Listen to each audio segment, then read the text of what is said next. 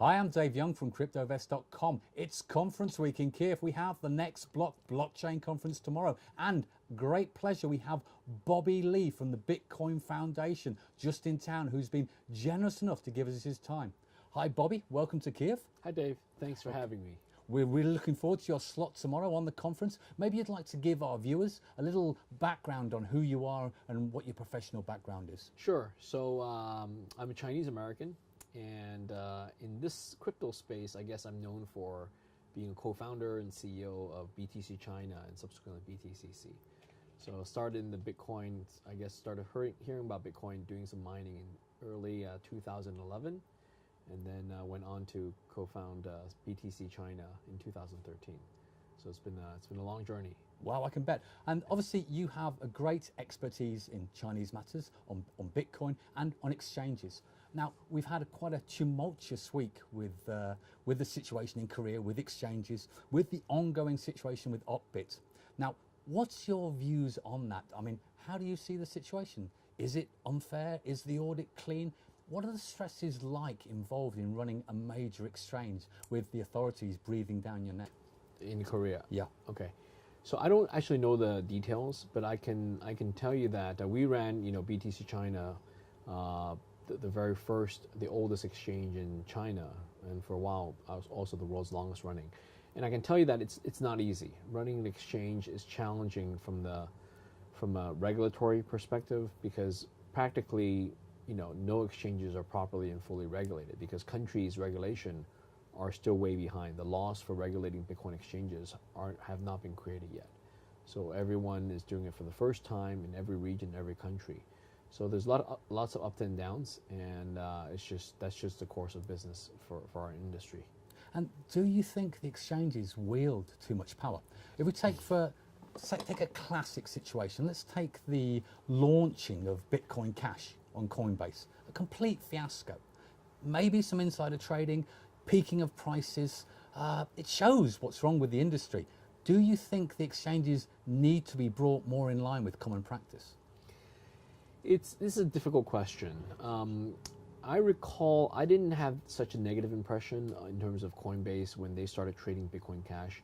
Bitcoin Cash as a fork came about in last summer. So it was actually, I guess, first traded on some of the Chinese exchanges. On our platform, we didn't have so much trouble launching Bitcoin Cash BCH trading. Maybe some did, maybe Coinbase did. I wasn't paying close attention as much. So you're asking about whether exchanges in general should fall under tighter regulatory scrutiny. I think so. I think, the more mature the country is, the more mature its industries are. For example, the stock market is highly regulated. I expect the same to be for cryptocurrency exchanges in sort of first-tier countries. I expect that. And we hear a lot of talk within this space of how difficult it is to get on the big exchanges. I hear rumors and talk outright from some players saying they could put aside $1 million on an ICO to try and get on the main exchanges. And even then it might be enough. Have you heard similar tales? Is this a problem in the industry? Well, first of all, those are all ICO tokens, which in my mind, like some people don't differentiate, but I'm pretty strict about it. I see, Bitcoin, Bitcoin Cash, Litecoin, Ethereum as true natured cryptocurrencies, digital assets, whereas the tokens, the ICO tokens, to me are just tokens. So they're not in any way decentralized asset classes. So yes, some exchanges charge exorbitant fees for listing them. To each his own. I guess that's how it is. So I don't play that game. Yeah. Okay, and what does it take for a new platform, if it's software as a service or blockchain as a service, to cross that line to become a real coin for you? What's the crossover point? I mean, is it a take-up? Is it the structure? How would you classify the difference between a token and a real coin?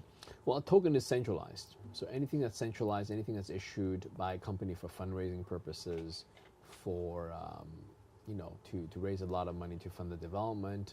There's all these good stories, white papers, and so on.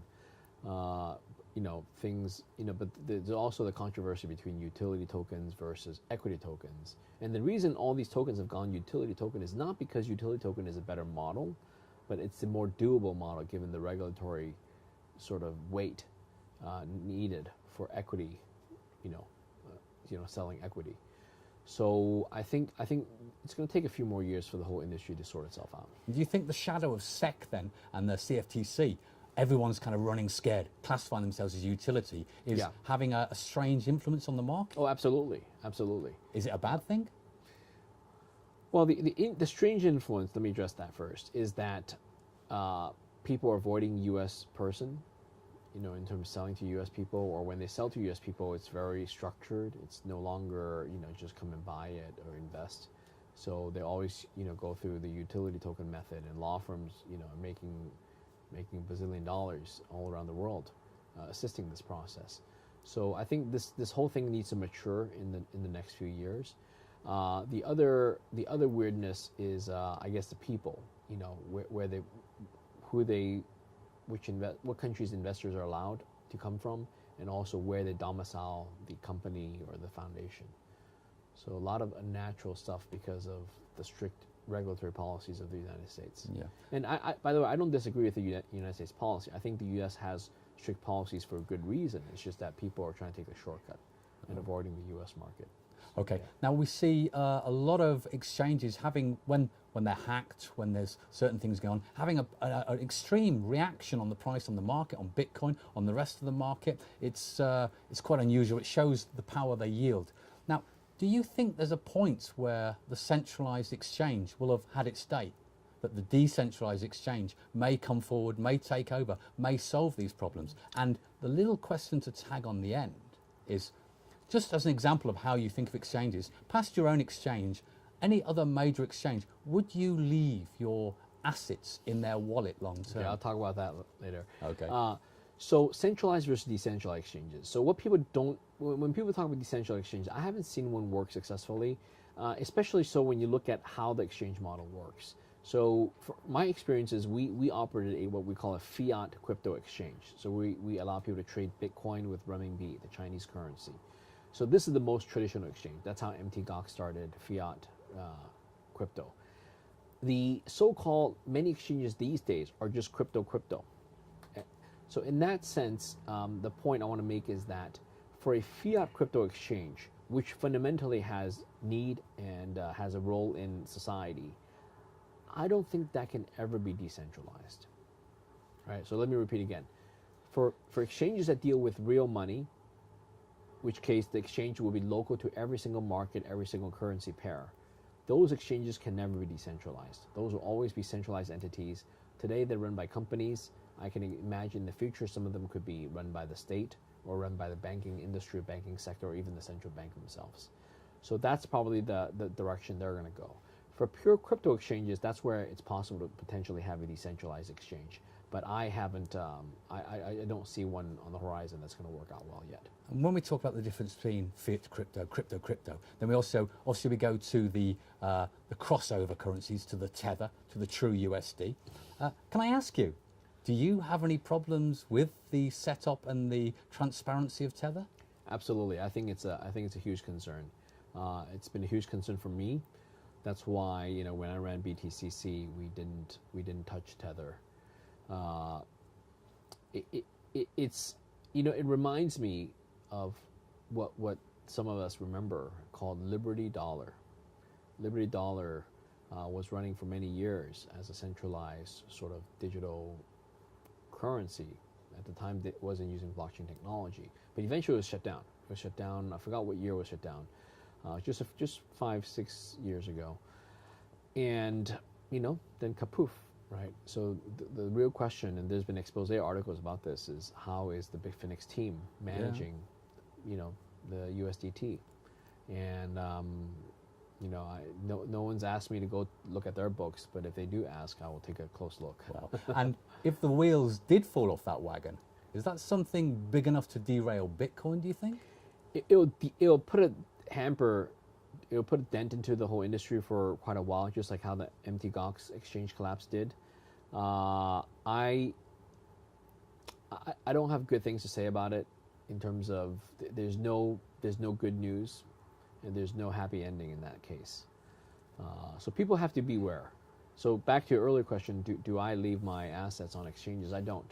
Yeah. I recommend for people to not leave their assets on exchanges, regardless if it's a fiat asset or if it's a digital currency asset.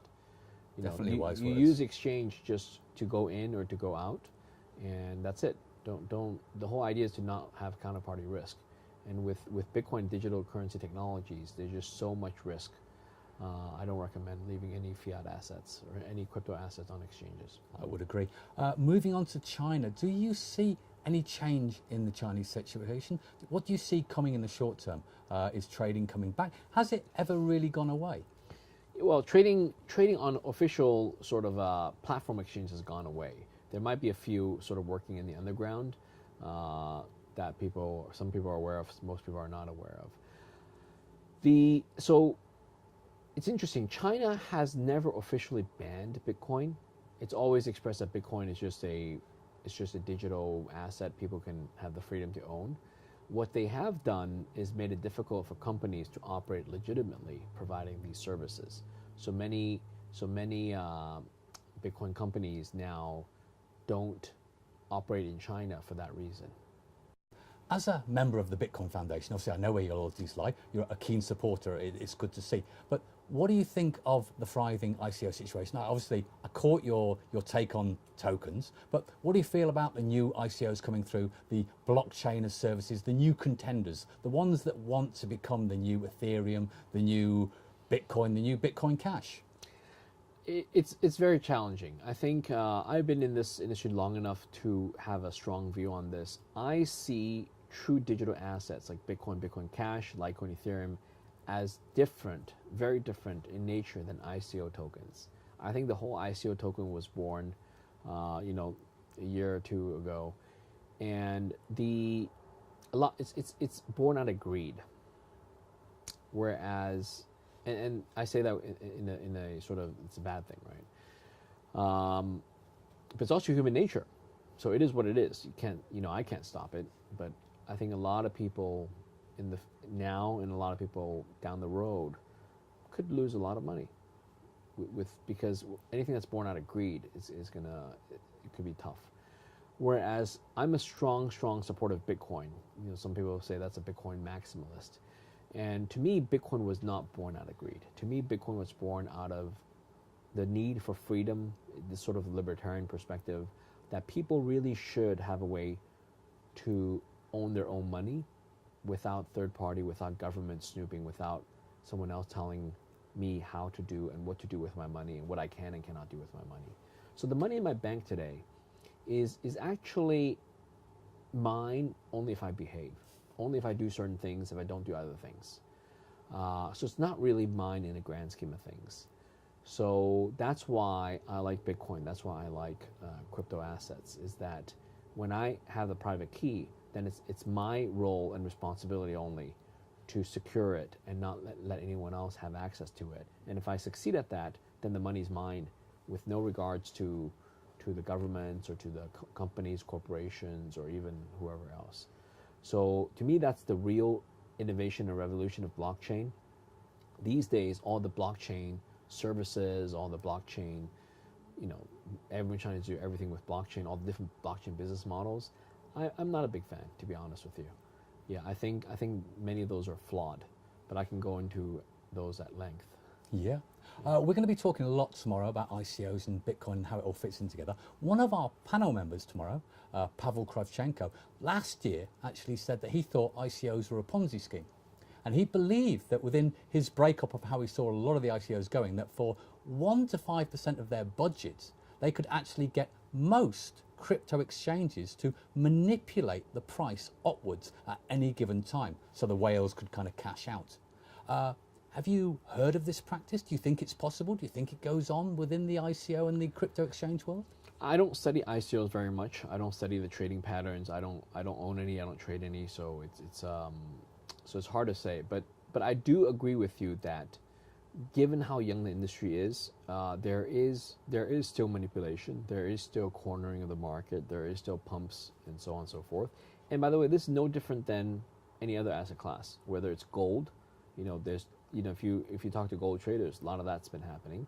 even in the stock market, whether it's the blue chips or the thinly traded, penny stocks. So it all goes back to human nature. When there's money to be made, money to be lost, when there's people with more money, more power, more influence, things happen. So I don't expect that to change in terms of human nature being greedy, wanting to make more money. Like you said, whether it's using 1, 5, or 10% of what do they have to corner the market to change it. I think that's the way things are. People just have to be aware of that. Taking it back to Bitcoin then. Yeah. Well, we saw quite a year. I mean, obviously these 20K peaks were quite crazy. A lot of people, you've got to feel... Nothing yet. Agreed, but you've got to feel sorry for some of them that have come in late, then got out early, as you might say. Come in late, got out early. Okay. It could kind of burn. Yeah. But with that much volatility in the market, there's a lot of talk and a lot of people have an opinion. I'm not saying it's correct, but for devil's advocate, that the Bitcoin market is actually controlled and manipulated by a small amount of whales, and they're basically pumping and pushing the market and taking the money off the common investors, which is a long way from the true thoughts of how Bitcoin should be. Do you think this is possible? Do you think it happens? Do you think Bitcoin idea is being corrupted? It's very hard to answer that. I don't know the answer to that question. It's always these conspiracy theories that this is a hugely manipulated market. And that's why old timers, people diss the Bitcoin market, the Bitcoin revolution. I'm optimistic though that I hold Bitcoin, and the reason I hold it is that I'm optimistic of its true potential as a global asset class. So yes, it's going to have growing pains. Whether it's market manipulation today in 2018, or whether that happened 5 years ago in 2013, or whether that happened 9 years ago when it first came out. It's very hard to pin it down, and I don't pretend to be an expert on this to know it. I mean, if you think the whales are doing it, you have to ask the whales. And the question is, it's not in their nature to want to reveal it if they are doing it. Yeah. So when they say they're not doing it, then people may have judgment even before they give the answers. Okay, taking a long-term view with Bitcoin, is it just Bitcoin, or is there room for other entrants? What's going to survive long-term? And also, what do you think of the claims of our friend Bitcoin Jesus, Roger Ver, that they are the real Bitcoin and that the Bitcoin core is going to fall by the wayside? So that you're referring to Bitcoin Cash, right? Yeah. Yeah. So we're already living in a world where there's many different digital assets. So if you look at all the coins out there, maybe several of the top ones are truly decentralized digital assets, digital currencies, and many of them are tokens. So I separate those two categories, but some are harder to tell. Regardless, Bitcoin we already know Bitcoin will not be the only coin that survives into the next century. But what I do know, is that I think Bitcoin will continue to have the largest mind share because it was the original one. Just because we're human nature, we tend to flock to the real gold standard, the real thing. In terms of Bitcoin Cash, I give it a lot of credit. I actually like Bitcoin Cash. I'm not just supporter of one and dismiss the other. I actually like both. So I hold equal amounts of Bitcoin and Bitcoin Cash. In terms of, in many ways, and I'll say this, I hope I don't get a lot of negative publicity, but I think in many ways Bitcoin Cash does fulfill the original mission of the Bitcoin white paper in terms of being a truly scalable, decentralized asset class that can be used as money. That's also limited in issuance. And it has the full history of Bitcoin. So in many ways it can be considered the real Bitcoin. It just happens to have a different ticker symbol, but that's just due to politics over the last year. Okay, one final question. What are the main issues that need to be tackled to keep Bitcoin healthy and let it grow ahead of its time? Yeah, the answer for me has always been the same. More education, more awareness. So even us doing this interview, hopefully more people will see it, more people understand it. I think that the true challenge for Bitcoin is no one gets to understand what it is. So the way for governments to really suppress it is to shut down all talks about Bitcoin, to really clamp down on the freedom of information flow. But unless that happens, the internet, people advocating for it, I think it's great. Whether it's meetups, whether it's news articles, interviews, conferences, the more people understand that the world we live in today, we're in the 21st century. We're no longer bound by physical assets. Now we have something called the digital asset, where ownership is not by identity, ownership is not by registration, rather, and ownership is not by physical possession, but rather ownership is by information, meaning that if you know the private key of that Bitcoin account, that Bitcoin address, then you are the true owner of those Bitcoins in that account. And that's the first time in human history we have something like that. And that really is revolutionary. Well, it's been fantastic talking to you today. Thank you very much for your time. And I look forward to hearing you speak at the conference tomorrow. Great. Thank you, Dave. I'm Dave Young from Cryptovest.com. This was Interview with Bobby Lee. Thank you very much. If you like what we're doing, hit the like button. Subscribe to keep up what's going on in the crypto world. See you soon.